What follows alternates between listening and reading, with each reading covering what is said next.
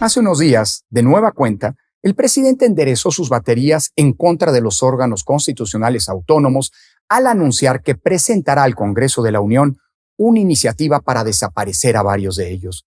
Entre los que mencionó se encuentran el INAI, la Comisión Federal de Competencia Económica, la Comisión Reguladora de Energía y el Instituto Federal de Telecomunicaciones. La lógica del presidente es que dichas instituciones son organismos onerosos que no sirven para nada. En dicha lógica, la intención es, cito, cómo desmontar todo ese aparato que crearon paralelo al gobierno para tener el control de todas las decisiones del poder público. Que el Instituto de la Transparencia, que el Instituto de Comunicaciones, que el Instituto de Competencia, que la CRE, que no sé cuánto, dijo. En realidad, detrás de esa enésima embestida en contra de las instituciones autónomas está su vocación de concentrar el poder y de eliminar todo tipo de mecanismo de control y de contrapeso al ejercicio del poder presidencial. Esa, y no otra, es la verdadera razón que está detrás de sus descalificaciones. Por eso ataca a la Suprema Corte, por eso atacó al IFE y al INE, por eso ataca al INAI. Por eso se queja reiteradamente de los organismos que fueron creados en el diseño constitucional que permitió la transición a la democracia para vigilar, limitar y controlar al poder. En efecto, los organismos constitucionales autónomos encuentran su antecedente histórico en las agencias autónomas que surgieron en los Estados Unidos desde la segunda mitad del siglo XIX, pero que se convirtieron en una solución particularmente socorrida por el constitucionalismo latinoamericano y en específico en nuestro país durante el proceso de democratización de nuestro sistema político. De hecho, no es incorrecto en efecto afirmar que dicha democratización pasó en gran medida por sustraerle facultades al Ejecutivo para conferírselas a un número creciente de instituciones autónomas que fueron surgiendo desde principios de la década de los 90.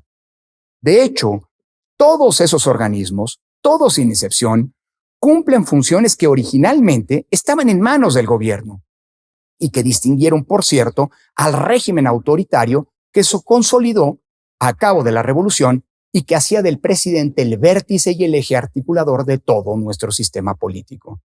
De ese modo, originalmente, la función original era responsabilidad de la Secretaría de Gobernación, no del IFE y luego del INE.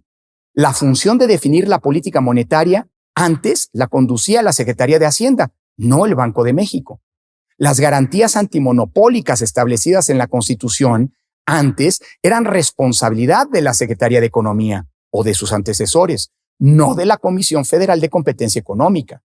Las concesiones a los medios de comunicación y la supervisión y regulación de su actuación estaban a cargo de la Secretaría de Comunicaciones y Transportes, no del IFETEL. Y la protección no jurisdiccional de los derechos humanos nació con la CNDH en 1999, pero en un principio se trataba de un organismo desconcentrado de la Secretaría de Gobernación. Y fue hasta una década después, en 1999, cuando se convirtió en un organismo constitucional autónomo. Finalmente, la supervisión de las obligaciones de transparencia y la garantía al derecho a la información encomendadas al INAI son conquistas democráticas muy recientes, de hace apenas unos 20 años, que eran, por cierto, impensables en la época del régimen autoritario que dejamos atrás. De este modo, todos los organismos constitucionales autónomos, gusten o no, son el resultado del proceso mismo de democratización y fueron una manera de debilitar a un sistema de gobierno autoritario que concentraba en manos del presidente y de sus subordinados funciones que le permitían actuar en la política, en la economía y en el ámbito de los derechos como juez y como parte. Así, dichos organismos complementan la división de poderes clásica que busca acotar el abuso del poder público bajo la premisa de que el poder controle al poder. La importancia que ha adquirido la idea de división de poderes es tal que hoy una sociedad cuya constitución no la contemple simple y sencillamente no puede ser considerada un Estado constitucional. Por eso, la postura del presidente en relación con los órganos autónomos es regresiva y autoritaria, porque pretende que, habiendo sido elegido por una mayoría incontestable de votos, y contando su partido con la mayoría también en ambas cámaras, puede hacer lo que quiera, olvidando que una democracia constitucional no significa que la mayoría sea la que decide, sino que sus decisiones están acotadas y limitadas tanto por los principios, reglas y prohibiciones constitucionales como por la actuación de los órganos de garantía que la misma Constitución establece.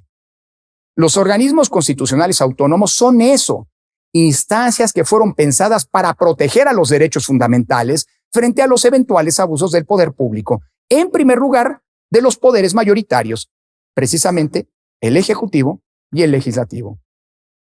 Dice el presidente que todas las funciones que realizan los órganos autónomos las puede realizar el gobierno. Es cierto, de hecho, como lo acabo de mencionar, originalmente así ocurría. Solo que eso pasaba en la época de un régimen autoritario que afortunadamente dejamos atrás cuando decidimos como sociedad volvernos una democracia. Un pasado, por cierto, al que por lo visto López Obrador quisiera regresar.